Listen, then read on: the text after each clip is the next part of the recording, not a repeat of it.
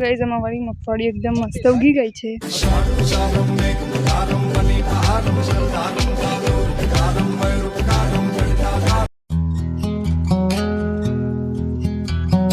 Hello guys, good morning, welcome to my new blog. તો guys અત્યારે સવાર પડી ગઈ છે અને બધી જ ગાયોને ચાર પણ નાખી દીધી છે અને આજે છે રીંગણનું હાર્વેસ્ટિંગ। તો જો કામ ચાલુ છે અત્યારે અને 3-4 પેકેટ ભરીને મૂકી દીધા છે અને જ્યાં મજૂર પણ આવી ગયા છે, જો વીણી રહ્યા છે ત્યાં।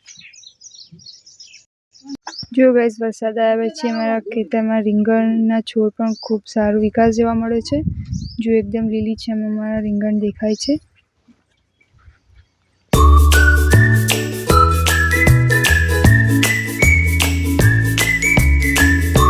જો ગાઈઝ તે સામે મજૂર રીંગણ વીણી રહ્યા છે।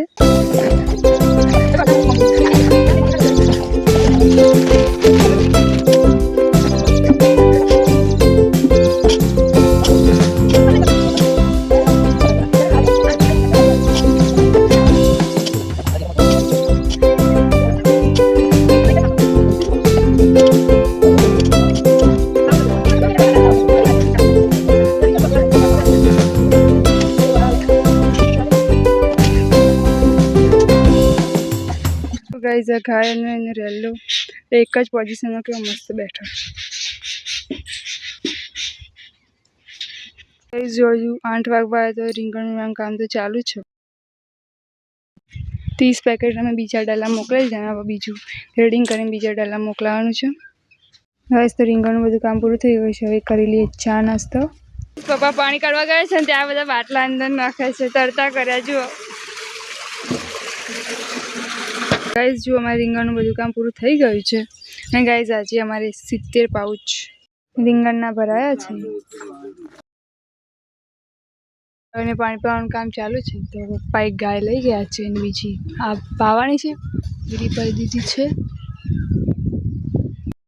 કરીને આવે તો ધીમે ધીમે તો થોડું આવે છે।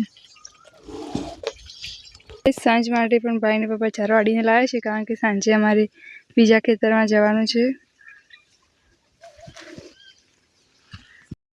ની અંદર બાંધી દીધો, કારણ કે બહાર કૂતરા કરડો નહીં એટલે।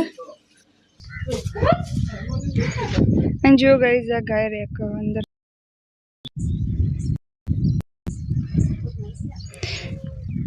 તો અત્યારે અમે આવી ગયા છે જ્યાં મગફળી વાવેલી છે અને જ્યાં કપાસ પણ અમારા વાવેલા છે બીજા ખેતરમાં, ત્યાં બળદગાડું લઈને અમે આવી ગયા છે। અત્યારે અહીંયા થોડો શેડો ને એવું છે એ પણ વાળવાનું છે ને તમને મારી મગફળી બતાવું કેવી ઉગી છે। તો ગાઈઝ અમારી મગફળી એકદમ મસ્ત ઉગી ગઈ છે।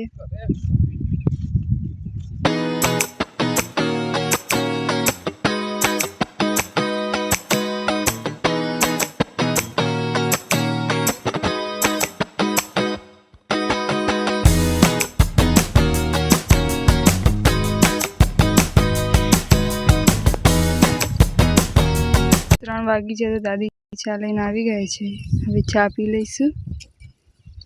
અને જો આવી જાય 4 વાળવામાં બેહાર દીધો। જો ગાઈઝ અત્યારે અમે ચાર બધી લઈ લીધી છે ને બળદગાડામાં લઈને જઈ રહ્યા છીએ।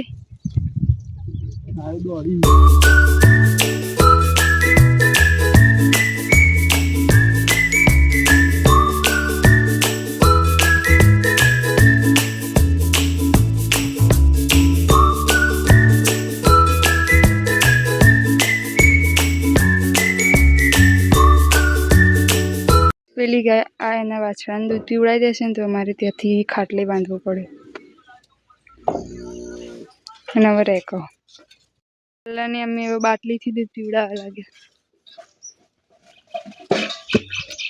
કરું છું, મળી આવા જ બીજા બ્લોગ સાથે। વિડીયો ગમે તો લાઈક કરી દેજો, ચેનલ પર નવા સબસ્ક્રાઈબ કરો। Thank you so much for watching, by.